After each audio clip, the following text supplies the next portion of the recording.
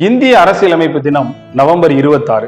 இந்திய குடிமகனாக இருக்கக்கூடிய ஒவ்வொருவரும் தன் நெஞ்சில் நிலைநிறுத்தி போற்ற வேண்டியது இந்திய அரசியலமைப்பு சட்டத்தினுடைய முகவுரையை தான். முகவுரை: இந்திய மக்களாகிய நாம் இந்தியாவை ஒரு இறையாண்மை மிக்க சமதர்ம சமய சார்பற்ற மக்களாட்சி குடியரசாக அமைக்கவும், அதன் குடிமக்கள் அனைவருக்கும் சமுதாய, பொருளாதார மற்றும் அரசியல் நீதியும் சிந்தனை வெளிப்பாட்டில், நம்பிக்கையில், பற்றார்வத்தில் மற்றும் வழிபாட்டில் சுதந்திரமும், தகுதிநிலை மற்றும் வாய்ப்பில் சமத்துவமும் உறுதியாக கிடைக்க செய்யவும், தனி ஒருவரின் மாண்பிற்கும் நாட்டின் ஒற்றுமைக்கும் ஒருமைப்பாட்டிற்கும் உறுதியளிக்கும் சகோதரத்துவ உணர்வை அவர்கள் அனைவரிடையே வளர்க்கவும் விழுமிய முறையுடன் உறுதி பூண்டு 1949 நவம்பர் 26 நாளாகிய இன்று நமது அரசியலமைப்பு நிர்ணய சபையில் இந்த அரசியல் அமைப்பை ஏற்று சட்டமாக இயற்றி நமக்கு நாமே வழங்கிக் கொள்கிறோம்.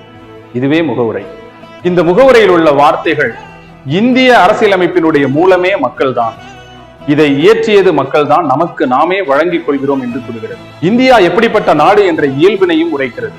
இந்தியா இறையாண்மை மிக்க சமதர்ம சமய சார்பற்ற மக்களாட்சி குடியரசு நாடு. இந்திய மக்கள் அனைவருக்கும் எதை உறுதி செய்கிறோம்? நீதி, சுதந்திரம், சமத்துவம், சகோதரத்துவம் கிடைக்க உறுதி செய்கிறோம் என்பதை முகவுரை தெளிவாக உணர்த்துகிறது. இப்படிப்பட்ட முகவுரையை நம் நெஞ்சில் நிறுத்துவது நம் கடமைதானே?